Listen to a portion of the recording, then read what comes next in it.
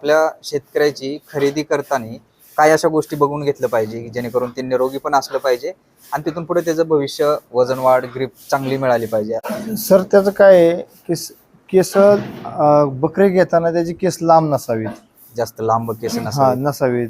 त्याच्या चेहऱ्याला टवटवी, कोकरं लांब उभार, त्या हिशोबाने ती कोकरं घेतलं जातं. तर एक दोन कोकरे कोचांबलेले असतात, पण ती सांगितलं पाहिजे, ती कळलं पाहिजे की बाबा ही कोचांबल्यात, साईडला घेतली साईडला काढली पाहिजे ती. बाजारामध्ये गेल्यावर पहिल्यांदा त्याच्या अशा मणक्यावरती हात टाकला जातो. ही गोष्ट कितपत योग्य राहील आणि काय त्याच्यामध्ये बघितलं पाहिजे? मणक्यावरती हात मणक्यावरती हात टाकलं म्हणजे त्याची ती ताकद कळते आपल्याला, मांसल भाग मांसल भाग कळतो आपल्याला की बाबा ही कडकड वाजते या कडकड वाजले की चांगली नाही. नाही. आणि मांसल भाग जास्त लागला की ती कोकरं चांगले माझे. मित्रांनो लक्षात घ्या, तुम्हाला प्रॅक्टिसने एक दोन पिल्लांच्या मणक्यावरती हात टाकल्यावर ह्या गोष्टी नक्की होतील.